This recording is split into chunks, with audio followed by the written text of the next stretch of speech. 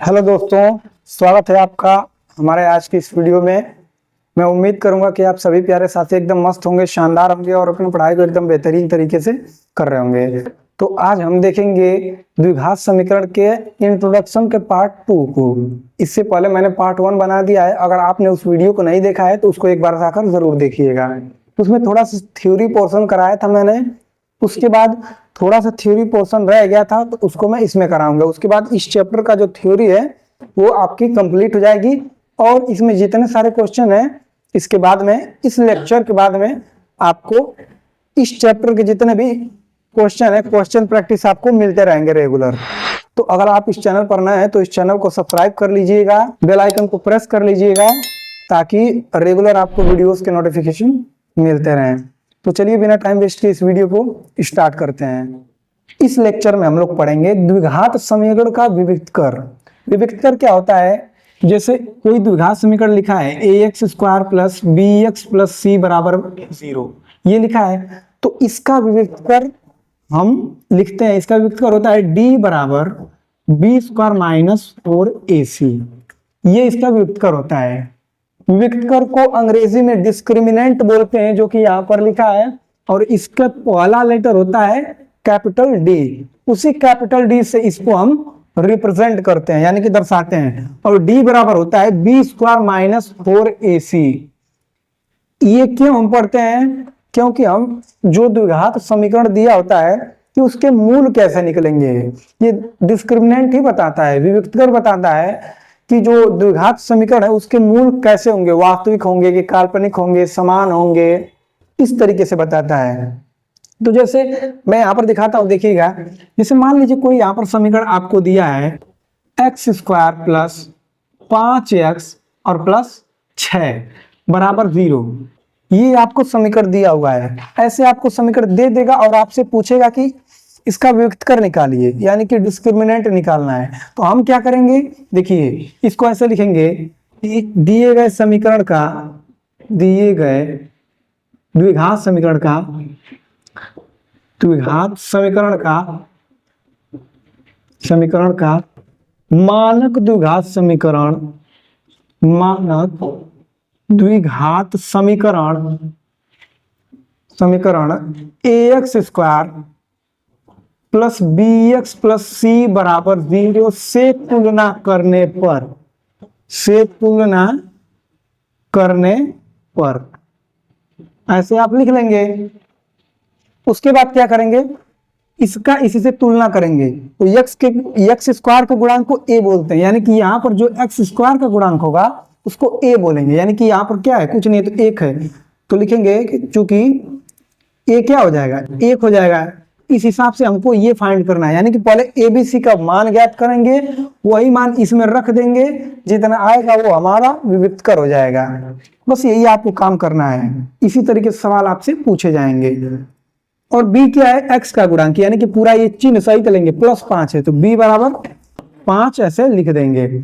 उसके बाद देखिए C बराबर क्या हो जाएगा, अचर पद। अचर पद क्या है, प्लस 6, तो यहाँ पर हम 6 लिख देंगे। A, B और C का मान हमें पता चल गया। अब क्या करेंगे, हम इसमें मान रखेंगे। चूंकि हमसे विविक्तकर पूछा है इसलिए इसमें मान रखेंगे, जो आएगा वो हमारा आंसर हो जाएगा। B का मान क्या है, प्लस 5 है, यानी कि 5 लिखेंगे, उसका हम स्क्वायर कर देंगे। उसके बाद माइनस लगाएंगे, फिर 4, फिर गुणे A क्या है, 1 है, फिर गुणे C क्या है, C दिया है, वहां पर 6 दिया है। इस तरह हो गया। अब इसको हल कीजिए तो हो जाएगा 5 × 5 = 25। उसके बाद 4 एकम 4 और 4 छक्का 24 हो जाएगा ऐसे। देखिए 25 में से जब 24 घटाएंगे तो हमारा D का मान आ जाएगा 1, तो ये आपका विविक्तकर हो जाएगा। इस तरीके से आपको जितने भी सवाल मिलेंगे आपकी किताब में, आप उन सारे सवालों को आप प्रैक्टिस करेंगे। तब तक आप इसका एक स्क्रीनशॉट ले लीजिए, उसके बाद में आगे बढ़ता हूं।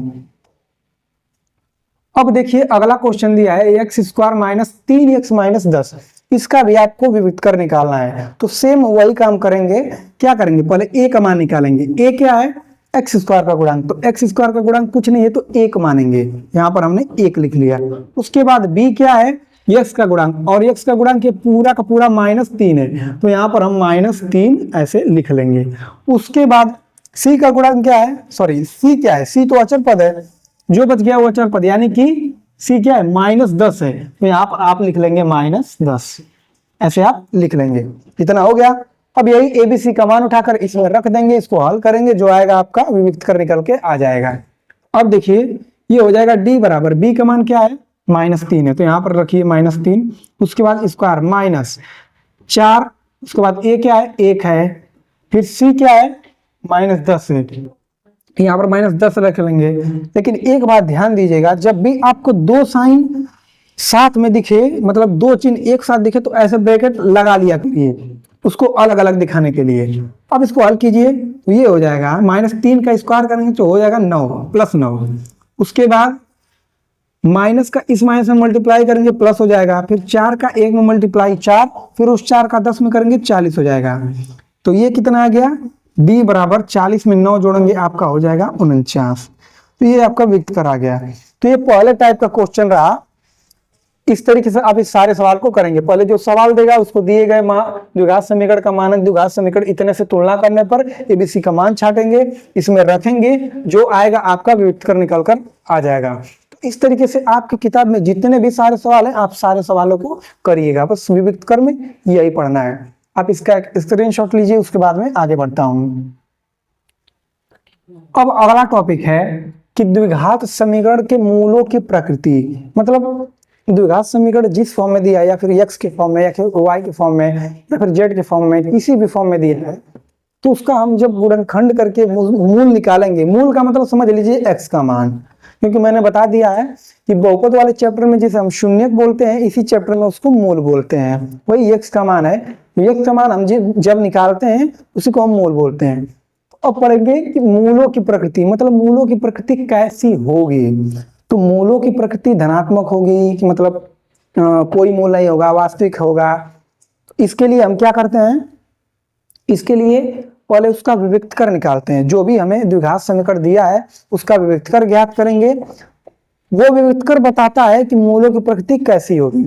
आपको इसमें केवल और केवल 3 ही कंडीशन पढ़ना है। वो 3 कंडीशन आप अगर पढ़ लेंगे तो आपको आप पूरा का पूरा सवाल लगा लेंगे। आपका पहला कंडीशन है कि अगर आप विविक्त कर निकालते हैं कि यदि जो आपका विविक्त कर आया, यानी कि b² - 4ac का मान जो है, अगर वो 0 से बड़ा आ गया है, इसका मान जो है 0 से बड़ा आ गया, 0 से बड़ा का मतलब 1 2 3 4 5 6 7 8 ऐसे अगर आ जाएगा, तब क्या होगा, तब आपके जो मूल होंगे दो ही मूल निकलेंगे, क्योंकि मैंने बता दिया है अधिकतम घात 2 है, चर राशि की अधिकतम घात 2 है, तो उसके अधिकतम 2 ही मूल होंगे। तो 2 वास्तविक भिन्न होंगे, 2 भिन्न वास्तविक मूल होंगे, 2 भिन्न वास्तविक मूल होंगे। अगर आपका d का मान आया तो इसके 2 भिन्न वास्तविक मूल होंगे। 2 का मतलब 2x का 2 मान निकल कर आएगा, ये तो तय है। भिन्न का मतलब हमेशा बटा नहीं, जैसे 2/3 है, इसका मतलब ये नहीं है, ये ऐसा आ भी सकता है, बटे में नहीं भी आ सकता है, उससे हमें कोई प्रॉब्लम नहीं है।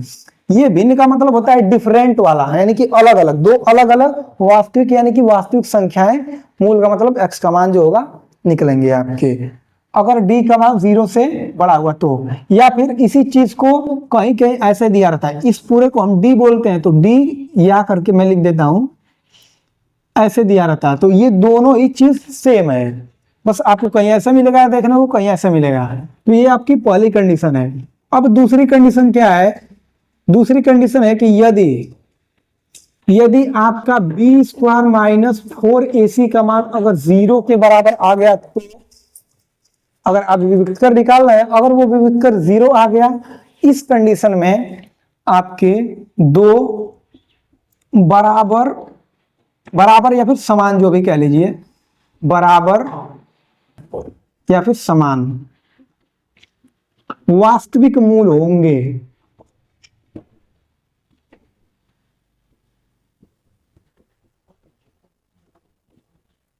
इस कंडीशन में आपके 2 समान वास्तविक मूल होंगे। उसके बाद या फिर उसको आप ऐसे भी लिख सकते हैं यहाँ करके d बराबर 0, क्योंकि d के बराबर ही ये सब होता है। और तीसरा कंडीशन है आपका कि यदि बी स्क्वायर माइनस 4ac, या फिर इसको आप d भी कह सकते हैं, या फिर d का मान जो है वो अगर 0 से छोटा आ गया तो, 0 से छोटा का मतलब -1, -2, -3, -4, -5 इस तरीके से आए, तब क्या होगा, इस कंडीशन में 2, इस कंडीशन में कोई मूल नहीं होगा, कोई वास्तविक मूल नहीं होगा, कोई वास्तविक मूल नहीं होगा, मूल नहीं होगा। इस कंडीशन में अगर आप विविक्त कर निकाल रहे हैं, विविक्त कर निकालते निकालते अगर d का मान माइनस में आ गया, इसका मतलब कि इस जो वो समीकरण दिया होगा द्विघात समीकरण, उसका कोई वास्तविक मूल नहीं होगा, कोई वास्तविक मूल नहीं होगा। इसका मतलब कि उसके काल्पनिक मूल आएंगे, या फिर इसको ऐसे भी कहीं कहीं आपको दिखा जा सकता है, आप देख सकते हैं किताबों में, यहाँ पर लिखा रहेगा काल्पनिक मूल, या फिर मूल काल्पनिक होंगे, मूल काल्पनिक काल्पनिक होंगे। किस तरह, कोई वास्तविक मूल नहीं होगा या फिर मूल काल्पनिक होंगे, ये भी आप बोल सकते हैं। तो ये तीनों कंडीशन आपको हर हाल में याद रखना है, तभी आपको सवाल आएगा, अदरवाइज आप सवाल नहीं कर पाएंगे।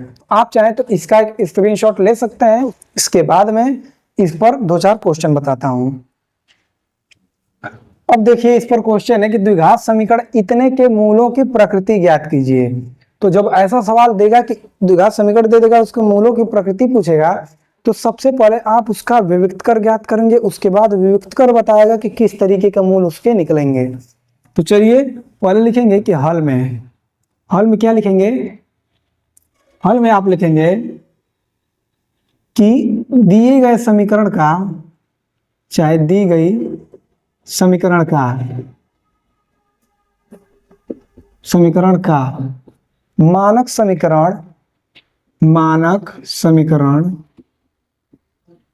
ax square plus bx plus c बराबर 0 से तुलना करने पर, इतना हमने लिख लिया। उसके बाद अब क्या करेंगे, अब देखिए इसका तुलना करेंगे तो a का मान क्या आ जाएगा, चूंकि a का मान आपका हो जाएगा x स्क्वायर का गुणांक, x स्क्वायर का गुणांक क्या है, 1 है। फिर x का गुणांक लेंगे यानी कि b का मान, b क्या है, x का गुणांक यानी कि +6 है।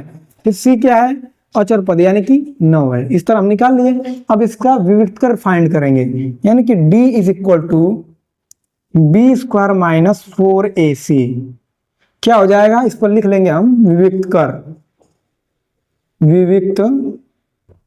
कर, ऐसे हो गया। उसके बाद अब देखिए b का मान रखिए 6 है, उसका स्क्वायर करेंगे, फिर -4, a क्या है, 1 है, c क्या है, 9 है, ऐसे हो गया। उसके बाद 6 का करेंगे, 6 6 36 हो जाएगा, 4 9 36 हो जाएगा।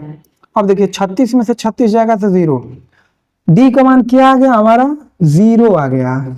तो मैंने बताया था जब d का मान 0 होता है तब इसके मूल कैसे निकलते हैं, दो समान या फिर बराबर वास्तविक मूल निकलते हैं। तो लिखेंगे कि चूंकि, ऐसे लिखेंगे कि चूंकि d का मान, d बराबर 0 है, इसलिए इस समीकरण के दो समान वास्तविक मूल होंगे,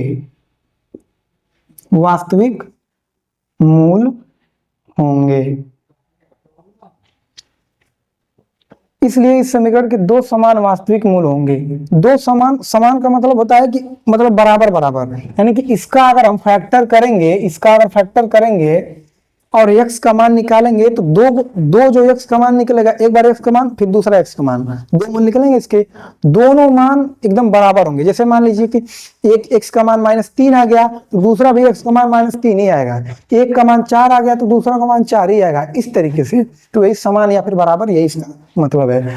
आप चाहते हैं तो इसका एक स्क्रीनशॉट ले सकते हैं। अब आज के लेक्चर का ये लास्ट टॉपिक है और बहुत ही इंपॉर्टेंट है, इससे आपको सवाल पूछता है कि श्रीधराचार्य सूत्र। ये क्या है? श्रीधराचार्य सूत्र, x बराबर minus b plus minus under root b square minus 4ac/2a। अच्छा, पहले मैं बता दूं कि इसका यूज हम क्यों करते हैं और कहां पर करते हैं। जैसे मान लीजिए कोई भी समीकरण आपको दिया है, जैसे पीछे मैंने बताया था, ऐसे आपको करके मान लीजिए दे दिया है, ऐसे आपको मान लीजिए ऐसे दे दिया है और आपसे पूछेगा कि जैसे ये समीकरण आपको दे दिया है और यहाँ पर माइनस रहेगा, माइनस। अगर ऐसा ही आपको कोई बड़ा सा समीकरण दे दिया कि इसको हल कीजिए और बताइए x का मान, यानी कि उसका मूल निकालने के लिए हमसे बोला है। अगर इस तरह हम कोई बड़ा समीकरण मिल गया, अगर हम नहीं सोच पा रहे हैं उसे, तो चुपचाप ABC का मान निकाल कर इसमें रख देंगे, हल करेंगे, वो हमारा x का मान निकल कर आ जाएगा। देखिए इसको दो तरीके से मैं बताता हूँ। एक तो पहले ऐसे लगाएंगे हम लोग गुणनखंड विधि से, फिर उसके बाद इसी चीज को मैं श्रीधराचार्य सूत्र से इसका मूल निकाल कर दिखाऊंगा। तो पहले इसका मूल निकालते हैं। देखिए पहले क्या करेंगे, 6 का ऐसा खंड करेंगे, 2 ऐसा खंड करेंगे, गुणा करने पर 6 है और जोड़ने पर, सॉरी घटाने पर, कैसे जानेंगे? ये माइनस निर्धारित करता है कि घटाना है या कि जोड़ना है। यहाँ पर प्लस रहता है तो जोड़ने पर, माइनस है इसलिए घटाने पर माइनस 1 आना चाहिए। यहाँ पर कुछ नहीं है तो 1। तो चलिए क्या हम इसको ऐसे तोड़ सकते हैं 2 और 3 में, क्योंकि 2 3 6, फिर 2 में से 3 घटाएंगे माइनस 1 आ जाएगा। उसी तरह देखिए -2, सॉरी इसको नहीं प्लस मिलेंगे, 2x माइनस 3x, ऐसे लिख सकते हैं। अब यहाँ पर ये चीज आपको सोचनी है कि आपको -1 लाना है, x तो चिपका ही देना है, लेकिन -1 लाना है। तो आप छोटे में से, माइनस कब आता है? माइनस में संख्याएं तभी आती हैं जब छोटे में से हम बड़ा वाला घटाते हैं। तो जब छोटा में से बड़ा घटाएंगे और जो छोटा रहना चाहिए वो प्लस में, बड़ा रहना चाहिए वो माइनस में, क्योंकि बड़े वाली संख्या का ही चिन्ह रखा जाता है। तो बड़ा माइनस में, तो इसका चिन्ह माइनस यहाँ पर रखा गया है। अब इन दोनों को एक साथ ले लेंगे, इन दोनों को एक साथ ले लेंगे, x कॉमन कीजिए तो क्या हो जाएगा, x प्लस x कॉमन करेंगे 2 बचेगा। फिर यहाँ से कुछ कॉमन नहीं है तो देखिए, सॉरी यहाँ पर 3 है, यहाँ पर 6 है, तो 3 की पावर में 6 आता है और माइनस दोनों जगह पर है तो माइनस भी कॉमन लेंगे। तो यहाँ पर क्या बच जाएगा x, फिर उसके बाद +2।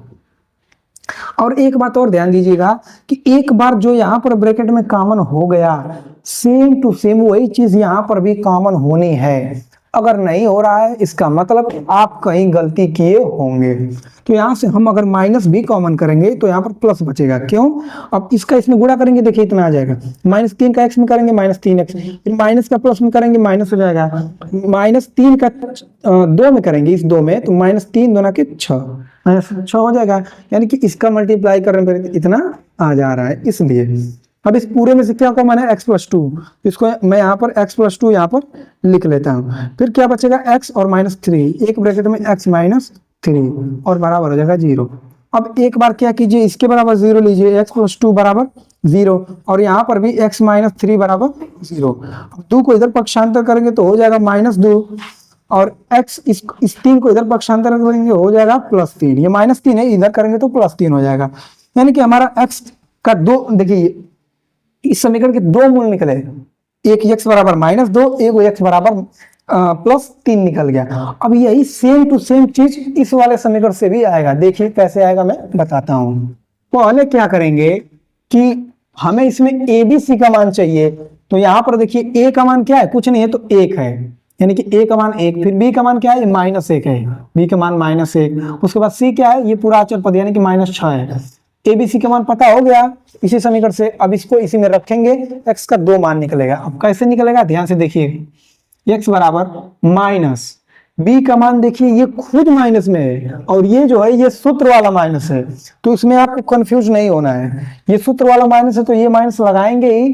फिर ये b का मान खुद -1 दिया तो यहाँ पर हम लिखेंगे -1, उसके बाद प्लस माइनस लगाएंगे। फिर उसके बाद अंडर रूट के अंदर b का स्क्वायर, यानी b क्या है, -1 है, -1 उसका स्क्वायर करेंगे। उसके बाद -4ac करेंगे। a क्या है, 1 है, c क्या है, -6 है, यहाँ पर हो गया -6। उसके बाद बटे में क्या हो जाएगा, 2a, a क्या है, 1, यहाँ पर 1 है तो मैंने 1 लिख दिया। अब इसको हल करेंगे देखिए माइनस का माइनस में करेंगे गुणा प्लस हो जाएगा, फिर प्लस माइनस, फिर अंडर रूट, ये हो जाएगा -1 का आप स्क्वायर करेंगे यहाँ पर -1 और गुणे -1, माइनस का माइनस में करेंगे प्लस हो जाएगा, 1 का 1 में करेंगे 1 यानी कि +1, उसके बाद माइनस का माइनस में मल्टीप्लाई करेंगे प्लस 4 छक्का 24 हो जाएगा। अब देखिए ये 2 एकम 2 हो जाएगा। अब इसको हल कीजिए, 1 प्लस माइनस, ये हो गया 24 से 25 अंडर रूट 25, उसके बाद ये बटे में 2, फिर क्या करेंगे, अब यहां से ये अंडर रूट को देखिए, अंडर रूट के अंदर 25 है तो 25 किसका वर्ग होता है, 5 का होता है, यानी कि इस 25 को हम ऐसे लिख सकते हैं 5 गुणे 5। अब इसका जोड़ा बन पा रहा तो 1 5 बाहर आ जाएगा, तो प्लस माइनस 1 5 और बटे में 2। अब यहां से x के 2 मान आएंगे, देखिए जरा ध्यान से, एक बार हम प्लस चिन्ह लेंगे, एक बार माइनस चिन्ह लेंगे, तो लिखेंगे इसे x बराबर 1 प्लस, एक बार प्लस 5 और बटे में 2, और दूसरी बात x बराबर 1 माइनस लेंगे आपकी -5 और बटे में 2। अब क्या करेंगे कि 1 में 5 जोड़ेंगे तो हो जाएगा 6 और बटे में 2 हो जाएगा, उसके बाद क्या करेंगे, 1 में से 5 घटाएंगे तो हो जाएगा -4 और बटे में 2। अब इससे काटेंगे तो 2 तिहाई 6, यानी कि हमारा x का मान आ गया, एक बार 3 आ गया, और यहाँ पर 2 से काटेंगे -4 को तो हो जाएगा ये -2 हो जाएगा, यानी कि एक x का मान आ गया -2 आ गया। अब देखिए जो चीज हमने यहाँ से निकाली थी वही सेम टू सेम चीज यहाँ से भी निकाला, यहाँ पर भी x बराबर -2, वहां पर भी x बराबर -2, यहाँ पर भी x बराबर 3, वहां पर भी x बराबर 3। वो अलग बात है कि आगे पीछे आ रहा है, बट आएगा जरूर, इससे प्रॉब्लम नहीं है कि कौन पहले आ रहा है कौन बाद में आ रहा है, बट दोनों आना चाहिए। इस तरीके से मैंने आपको एक करके दिखा दिया, बस इसीलिए आपका श्रीधराचार्य सूत्र यूज किया जाता है, ताकि बड़े से बड़े गुणनखंड को आप उसको x का मान यानी कि उसके मूल निकाल सकें। तो आप इसका एक स्क्रीनशॉट ले सकते हैं। अब देखिए क्या करेंगे, ये वाला समीकरण आया कैसे है उसकी उपपत्ति मैं आपको बता देता हूं। हालांकि आपको एग्जाम में पूछेगा नहीं, अगर आप ये सूत्र भूल भी जाते हैं आप उपपत्ति मतलब उसका कैसे उसको थ्योरी हो करके लगा लेंगे। तो देखिए पहले क्या करते हैं कि इसको हम लगाएंगे पूर्ण वर्ग विधि से। किस विधि से लगाएंगे, पूर्ण वर्ग विधि से। पूर्ण वर्ग विधि क्या है, शायद आपके सिलेबस में न दिया हो, लेकिन बहुत ही इंपॉर्टेंट विधि है। पूर्ण वर्ग विधि में क्या करते हैं, जो भी समीकरण दिया रहेगा हमें उसके x स्क्वायर का गुणांक 1 होना चाहिए, लेकिन क्या यहाँ पर x स्क्वायर का गुणांक 1 है, 1 बोला हूं 1 नहीं है, a है। तो इसको पहले कॉमन करेंगे, उसको 1 बनाएंगे। 1 कैसे बनाएंगे, इसको कॉमन करेंगे। जब इसको कॉमन करेंगे तो हमारा हो जाएगा, 1 को बाहर निकाल लिया तो हो जाएगा x स्क्वायर प्लस, अब यहाँ पर ध्यान दीजिएगा b बटे में a बच जाएगा, उसके बाद यहाँ पर x, उसके बाद c बटे में a हो जाएगा, फिर हो जाएगा बराबर 0। अब बहुत सारे बच्चों को यहाँ पर प्रॉब्लम होगी कि ये बटे में a कैसे आया है, इसको कहते हैं जबरदस्ती कॉमन करना। इसका मतलब कि आप सोचेंगे कि a यहाँ पर है, यहाँ पर नहीं है, यहाँ पर भी नहीं है, तो कैसे कॉमन हुआ है। तो मैं बता दूं कि अगर ऐसे आपको कुछ चीज कॉमन लेना हो तो आप बटे में a को ऐसे लिख सकते हैं, यानी कि इसका इसमें मल्टीप्लाई करेंगे फिर इतना ही आ जाएगा। देखिए a मल्टीप्लाई b बटे a इंटू एक्स करेंगे तो a से a कट जाएगा, फिर b x यानी कि इतना ही आ गया। c बटे a है तो इसमें a का मल्टीप्लाई करेंगे तो ऊपर a नीचे a से a कट गया, फिर c आ गया, उतना आ जा रहा है। इस वजह से a कॉमन करेंगे तो यहाँ पर बटे में a लग जाएगा। ये तरीका होता है आपका कॉमन करने का। फिर a को उठाकर इधर भेजेंगे, क्योंकि a गुणे के फॉर्म में है तो ये a जो है इधर भाग में हो जाएगा, तो a से किसी संख्या से 0 में भाग देते हैं, पूरा 0 हो जाता है, यानी कि ये आपका हो जाएगा 0। अब ये मैंने मिटा दिया। अब एक स्टेप बढ़ा लीजिएगा, a को कॉमन करके फिर अगले स्टेप में इस भाग वाले विधि को कीजिएगा। अब देखिए क्या करेंगे, अब हम करते हैं कि x के गुणांक को आधा करके उसका वर्ग उसी में जोड़ते हैं और घटाते हैं, यानी कि इसको हम आधा करेंगे, b बटे 1 हो जाए भाई, आधा करेंगे हम लोग, ये इसके साथ गुणे के फॉर्म में आ जाएगा, यानी कि b बटे में 2a, ये हो गया आधा। अब इसी का वर्ग इसी में जोड़ेंगे और घटाएंगे, इसका वर्ग कीजिए, वर्ग करेंगे तो हमारा हो जाएगा b स्क्वायर बटे में 2 का वर्ग करेंगे 4 और a का a स्क्वायर, यानी कि ये इसी में जोड़ेंगे और घटा भी देंगे। तो देखिए क्या करेंगे, इसको इसमें जोड़िए तो हो जाएगा आपका प्लस b स्क्वायर बटे में 4a स्क्वायर, फिर माइनस b स्क्वायर बटे में 4a², फिर c बटे में a बराबर 0।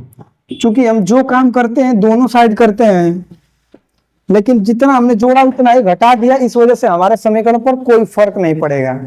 अब देखिए क्या करेंगे, अब हम इसको और इसको एक साथ लेंगे, तो इसमें थोड़ा ध्यान से देखिएगा कि ये जो बन पा रहा है ये x प्लस बी बटे 2a का होल स्क्वायर बन रहा है, ये वाला।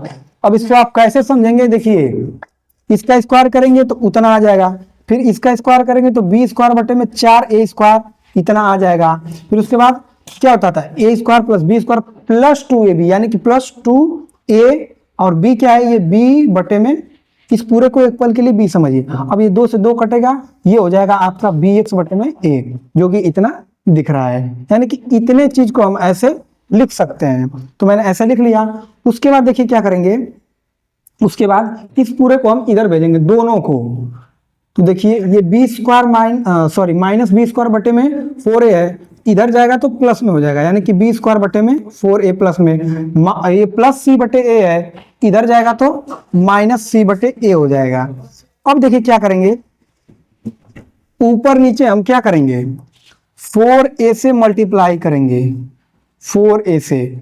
ऐसा मैं क्यों कर रहा हूं, इसलिए कर रहा हूं ताकि हर अगर समान हो जाएगा तो आपको लसा लेने में आसानी होगा, और अगर आप चाहते भी हैं, अगर आप लगाते हैं सवाल तो आपको ये लगता है कि अगर हर समान रहता तो हमें लसा लेने में आसानी होती।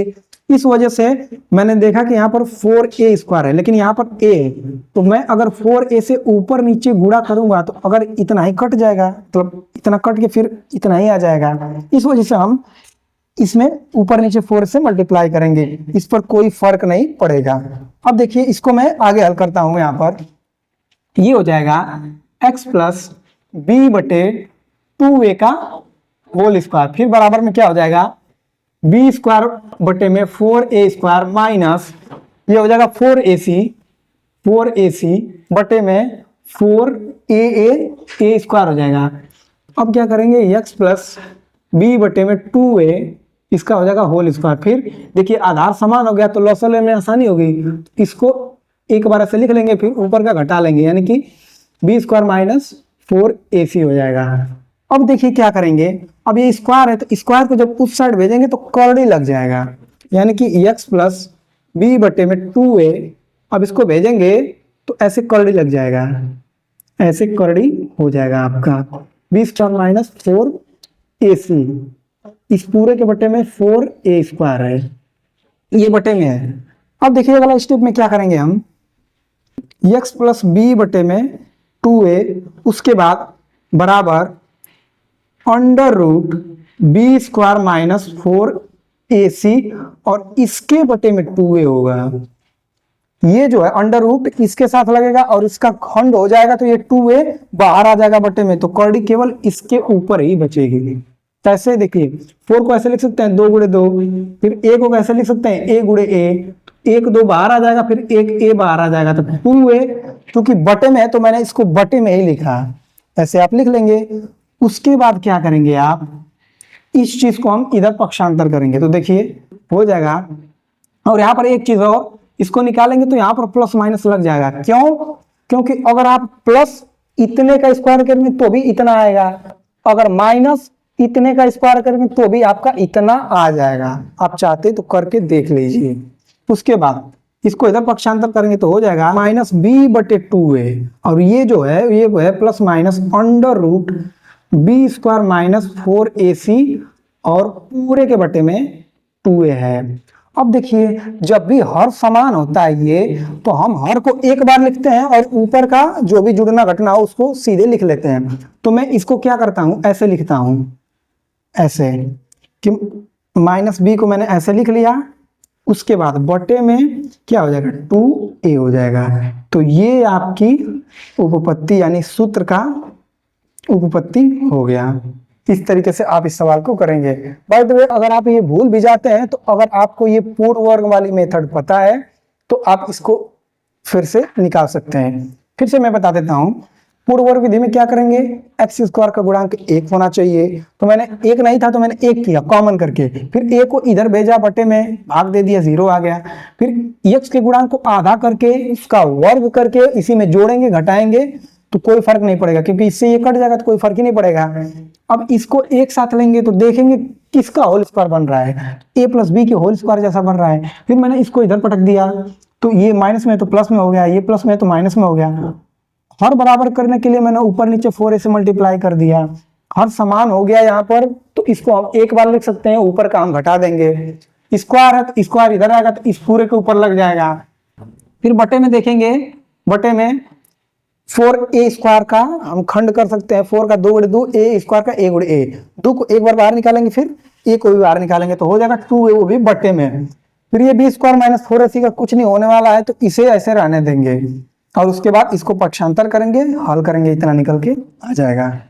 तो ये आपका फाइनल आंसर हो जाएगा। इस तरीके से आप जितने भी सवाल है आपको मिलेंगे। और एक बात और मैं बता दूं कि बहुत सारे स्टूडेंट सोचेंगे कि यहाँ पर बी स्क्वायर है तो इसको भी ऐसे लिख सकते हैं कि बी गुणे बी, तो ये वाला ये भी तो बी कॉमन हो रहा है तो इसको हम बाहर क्यों नहीं कर रहे हैं, इसको नहीं करेंगे। क्यों? उसके पीछे रीजन है कि यहाँ पर कुछ बहुत घट रहा है, यहाँ पर देखिए घट रहा है, घटाना में कुछ है। अगर ये ऐसे अकेले होता, इतना अगर नहीं होता, तब ये बी स्क्वायर खंड करके यानी कि एक भी उसका बाहर आ जाता, लेकिन इस ये होने की वजह से ऐसा मतलब ये बाहर नहीं आ पा रहा है, इस वजह से आप इसको ऐसे करेंगे। तो आज के लेक्चर में बस इतना ही। इस लेक्चर को आप फिर से एक बार देखिएगा बैक करके वीडियो, और जो ना समझ में आया हो समझने की पूरी कोशिश कीजिएगा। और ये वीडियो आपको कैसी लगी कमेंट बॉक्स में जरूर बताइएगा। तो मिलेंगे आपसे एक नेक्स्ट वीडियो में। अब इसके क्वेश्चन प्रैक्टिस की वीडियो आती रहेंगी रेगुलर, आप उसको देखिएगा। ये इंट्रोडक्शन नंबर 2 था, इसके पहले वाले इंट्रोडक्शन को आप देखिएगा, इस दूसरे को भी अच्छे से देखिएगा, उसके बाद आप क्वेश्चन को लगाने की कोशिश कीजिएगा। तो मिलते हैं नेक्स्ट वीडियो में, तब तक के लिए जय हिंद, जय भारत।